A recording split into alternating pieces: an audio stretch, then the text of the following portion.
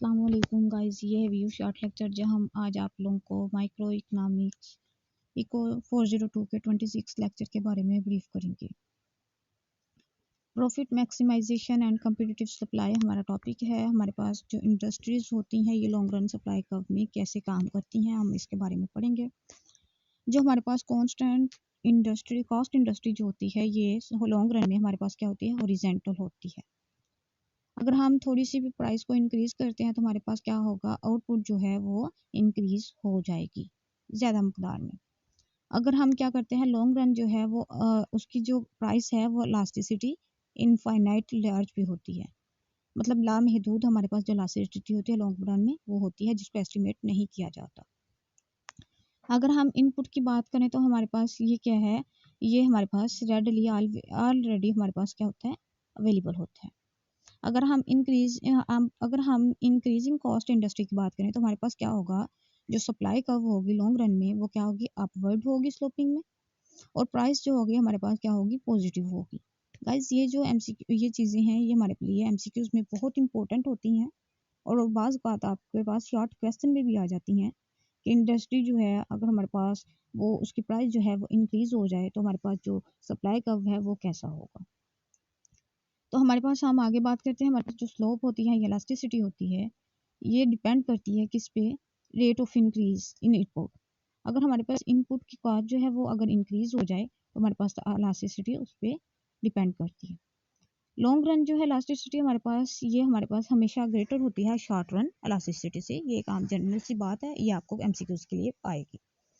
अगर हम क्वेश्चन की बात करें तो हमारे पास जो लॉन्ग रन इलास्टिसिटी है सप्लाई कर्व में, इसमें जो कास्ट है क्या वो डिक्रीज होती है, इसकी बात की जा रही है तो जी बिल्कुल डिक्रीज होती है अगर हम इनपुट जो है उसको डिक्रीज करते हैं। लॉन्ग रन सप्लाई अगर ऑफ हाउसिंग की अगर हम बात करें तो पहला सिनेरियो हमारे पास नोन दिया हुआ है।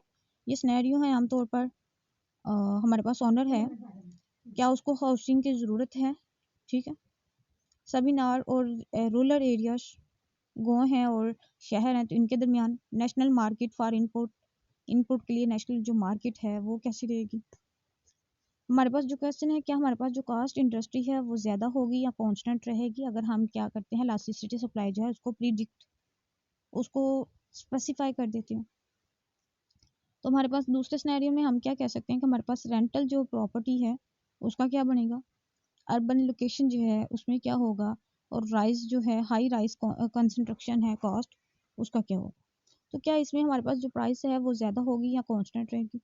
अगर हम इलास्टिसिटी के जो प्राइस है उसको प्रिडिक्ट कर दें तो आप ये कह सकते हैं कि हमारे पास जो रूरल एरिया है या नेशनल मार्केट है इसमें हमारे पास जो प्राइस है वो इंक्रीज होगी, और दूसरी तरफ हमारे पास प्राइस जो है कंस्ट्रक्टर जब हमारे पास होगी तो क्या होगी, यहाँ कांस्टेंट चली जाएगी। अगर हम इफेक्ट जो हमारे पास है आउटपुट टैक्स पे कंपटीटिव फर्म में, तो वो क्या पड़ता है, अगर हमारे पास टैक्स लग जाए आउटपुट पे तो हमारे पास क्या होगा, जैसे ही हमारे पास टैक्स लगेगा इनपुट पे तो हमारे पास जो टैक्स है आउटपुट वो भी रिस्पॉन्ड करेगा टैक्स की वजह से। हमारे पास क्या होगा, जो मार्जिनल कास्ट है वो बराबर आ जाएगी, मार्जिनल कास्ट 2 बराबर आ जाएगी मार्जिनल कास्ट 1 प्लस टैक्स के। तो हमारे पास क्या होगा, जैसे टैक्स ऐड होगा मार्जिनल कास्ट जो है वो अपवर्ड मूव कर जाएगा। अगर हम टैक्स आउटपुट की बात करें तो हमारे पास जो मार्जिनल टैक्स है वो मैक्सिमम अमाउंट होती है किसकी, टैक्स की, और अगर हम फर्म में रिड्यूस कर दें आउटपुट को तो हमारे पास क्या होगा, टैक्स की जो प्राइस है वो मार्जिन कास्ट के बराबर आ जाएगी, ठीक हो गया। और अगर हम अफेक्ट करें हमारे पास जो है आउटपुट जो टैक्स इंडस्ट्री पे अफेक्ट करता है तो उस पर से क्या होगा, हमारी जो सप्लाई कर्व है वो आउटवर्ड शिफ्ट हो जाएगी। सप्लाई जो हमारे पास 2 है इसमें हम क्या करेंगे, सप्लाई 1 प्लस टैक्स ऐड कर देंगे, जिसकी वजह से हमारे पास गैप आ जाएगा टैक्स का, तो जिसकी वजह से हमारे पास जो सप्लाई 1 है वो शिफ्ट कर जाएगी 2 की तरफ, और हमारे पास जो क्वांटिटी है वो भी गिर जाएगी और प्राइस जो है वो क्या हो जाएगी, ज़्यादा हो जाएगी। और अगर हम देखें हमारे पास एवलेटिंग हमारे पास गेन या लॉसेज होता है गवर्नमेंट की पॉलिसीज़ की वजह से। यहाँ बात की जा रही है जब गवर्नमेंट इंटरवेंशन करती है तो तब क्या होता है। आमतौर पर हम कहते हैं कि जो कंज्यूमर और प्रोड्यूसर है उसमें सरप्लस आ जाए तो हमारे पास क्या होगा, जब कंज्यूमर का सरप्लस आता है या कंज्यूमर का फ़ायदा होता है तो ये क्या होगा, कंज्यूमर जो है उसको कम पैसे दे के ज़्यादा चीज़ें मिल जाएंगी। और अगर प्रोड्यूसर का सरप्लस होगा तो उसमें क्या होगा, उनको बेनिफिट होगा, रेवेन्यू ज़्यादा होगा, जिसकी वजह से क्या होगा कि उनको प्राइस गुड जो है उनको हाई प्राइस पे वो सेल करेंगे, उनको सरप्लस आएगा। हमारे पास क्या होता है, जो वो अमाउंट या वो सर्कल, ठीक है, वो शेडेड एरिया जो हमारे पास डिमांड कर्व से नीचे और सप्लाई कर्व से ऊपर हो, तो वो क्या कहलाता है, सरप्लस। ठीक है, हो गया। अगर हम 0 और 1 ओ के दरमियान देखें तो ये प्रोड्यूसर जो है वो रिसीव कर रहा है गेन, और हमारे पास प्रोडक्ट जो है दोनों तरफ हमारे पास सरप्लस आ रहा है, कंज्यूमर का भी और प्रोड्यूसर का भी। अगर हम वेलफेयर इफेक्ट देखें तो हमारे पास क्या होगा, जो इफेक्ट है गवर्नमेंट पॉलिसीज़ का, ये हमारे पास जो है इसमें लॉस को देखते हैं और गेन को मेजर करते हैं, जिसमें कंज्यूमर और प्रोड्यूस दोनों को सरप्लस आ जाता है। अगर प्रोड्यूसर को सरप्लस आता है तो उससे क्या होगा कि जो सोसाइटी है उसको जो है लोगों को महंगाई पे चीज़ मिलेगी, और अगर कंज्यूमर की तरफ सरप्लस आए तो प्रोड्यूसर को ये होगा कि वो सस्ती चीज़ें बेच रहे हैं, जिसकी वजह से उसका नुकसान हो सकता है। इसलिए क्या करती है गवर्नमेंट जो है वो इंटरवेंशन करती है, ताकि दोनों साइडों को, दोनों चीज़ों को, ना प्रोड्यूसर को ना कंज्यूमर को नुकसान हो।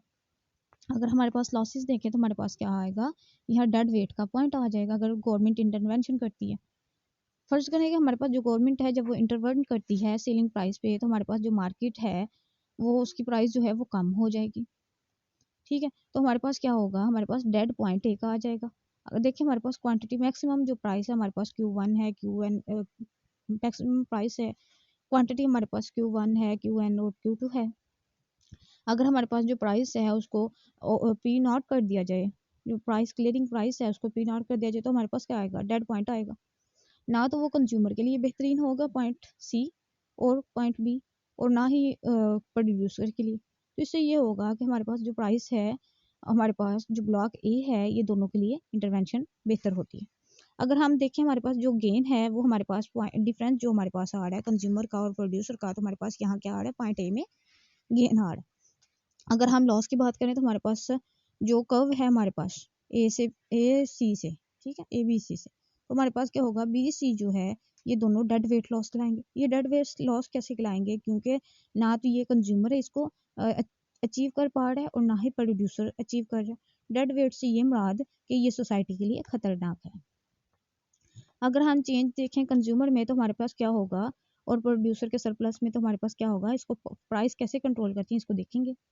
अगर हमारे पास लॉस हो रहा हो एरिया जो हमारे पास बी प्लस सी था, तो हम क्या कहेंगे कि हमारे पास जो टोटल सरप्लस था इसको माइनस कर देंगे ए को बी से, और फिर इसको प्लस कर देंगे ए माइनस बी से, ए माइनस से, और फिर इसको माइनस करेंगे सी से, तो हमारे पास जवाब जो आएगा वो क्या आएगा, माइनस बी और माइनस सी। इसे क्या कह रहे हैं कि हमारे पास जो ए बी है ये लॉसेस में चला जाता है, प्लस में, जबकि हमारे पास जो ए सी है इसमें ए तो प्लस है और सरप्लस में, जबकि सी लॉस में, तो फिर हमारे पास जवाब क्या आएगा, बी और सी दोनों लॉसेस में आ जाएंगे, जिसकी वजह से हमारे पास क्या होगा, इनएफिशिएंसी आएगी और हमारे पास डेड लॉस हो जाएगा। और प्राइसेस जो हैं वो जब गवर्नमेंट जो है वो कंट्रोल करती है तो प्रोड्यूसर का जो सरप्लस होता है वो ज़्यादा हो जाता है और कंज्यूमर को फ़ायदा होता है। कब और प्रोड्यूसर जो है उसको नुकसान होना शुरू हो जाता है, क्योंकि वहाँ पैसे जो हैं गवर्नमेंट पे नहीं कर रही बल्कि कंज्यूमर्स पे कर रही। और अगर कंज्यूमर का अगर नेट लॉस देखें तो हमारे पास क्या होगा, जब कंज्यूमर को एफिशिएंसी सरप्लस मिलेगा, ठीक है, उनका सरप्लस जो है वो कम हो जाएगा, तो वहाँ डिमांड जो है वो कम हो जाएगी और हमारे पास इनएलास्टिसिटी आ जाएगी। अगर हम इफेक्ट देखें प्राइस कंट्रोल का तो हमारे पास जो डिमांड है वो अनइलास्टिसिटी हो जाती है, डिमांड जो है वो स्टीप में चली जाती है। अगर हमारे पास डिमांड जो है वो कम हो जाए, क्योंकि प्रोड्यूसर जो है, हाँ हम बात करें प्रोड्यूसर्स की, तो वो बहुत कम मकदार में जो है वो प्रोड्यूस करते हैं जब उनकी प्राइस कम हो जाती है। जब प्राइस कम हुई तो शार्टेज आ गया, शार्टेज आया तो कंज्यूमर की जो इनएफिशिएंसी थी वो ख़त्म हो गई, जिसकी वजह से हमारे पास क्या होगा कि हमारे पास इनएलास्टिक क्रिएट हो जाएगी और जो कंज्यूमर है उसको लॉस बियर करना पड़ेगा। और अगर हम आम देखें तो हमारे पास ये जो डिमांड है और सप्लाई है, इसमें सप्लाई जो है उसको कम कर दिया और डिमांड जो है वो ज़्यादा हो गई, स्टीप हो गई, और प्राइस जो है वो मैक्सिमम थी और प्राइस जो है वो कम कर दी गई, तो क्वांटिटी भी कम हो गई।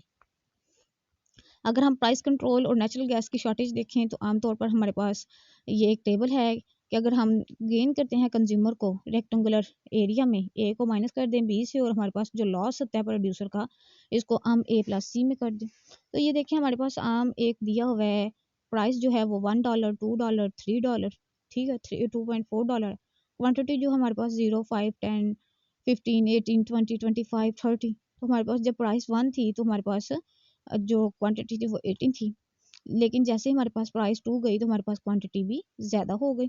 और जैसे ही हमारे पास जो प्राइस है वो 4 पे चली गई तो 18 चली गई और 1 पे हमारे पास 25 थी, सॉरी। तो इससे क्या हुआ, जैसे ही प्राइस ज़्यादा हुई तो हमारे पास लॉस होना शुरू हो गया। ए पे हमारे पास सरप्लस था, बी में हमारे पास जब बी में डिमांड का सरप्लस था, लेकिन जैसे ही सप्लाई का सरप्लस था तो वो लॉस में चला गया। तो बी और सी हमारे पास क्या होंगे, लॉस में चले जाएंगे। इनएफिशिएंसी अगर हम कम्पिटिटिव मार्केट में देखें तो हम क्या कहेंगे, जो कम्पिटिटिव मार्केट है ये जनरेट करती है, पैदा करती है इनएफिशिएंसी को। जो हमारे पास ऐसे रिसोर्सेज जो हमारे पास मार्केट को फेल करते हों, तो हम क्या करते हैं, हमारे जो एक्सटर्नलिटीज़ हैं, मतलब बाहर के जो रिसोर्सेज हैं, या करेंगे क्या करेंगे, इनमें कॉस्ट जो है या बेनिफिट्स जो हैं हम इनको नहीं दिखाएंगे मार्केट के प्राइस में। ठीक है, या हम इसमें कह सकते हैं कि हमारे पास इंफॉर्मेशन की कमी आ गई, जिसकी वजह से हमारे पास जो कंज्यूमर था उन पे हमारे पास जो प्रिवेंट से हमारी रोकथाम थी, उन्होंने हमारे डिसीजन की जो यूटिलाइजेशन थी उसको कम कर दिया। गवर्नमेंट की इंटरवेंशन जब हमारे पास होती है तो ये हमारे पास इन एफिशिएंसी को इंक्रीज तो कर जाती है, लेकिन जिसकी वजह से हमारे पास क्या होता है, अगर गवर्नमेंट इंटरवेंशन करती है और मार्केट फेल नहीं होती तो उसकी वजह से क्या हो जाता है, ये डेड वेट में चली जाती है, या वहाँ इनएफिशिएंसी इस तरह से पैदा हो जाती है कि सोसाइटी को फ़ायदा नहीं बल्कि उल्टा नुकसान होना शुरू हो जाता है। तो गाइज़ यहाँ हमारा लेक्चर मुकम्मल होता है। अगर आप लोगों को कोई भी क्यूरीज है तो आप लोग कमेंट सेक्शन में पूछें, इंशाल्लाह वी विल रिप्लाई यू। अल्लाह हाफिज़।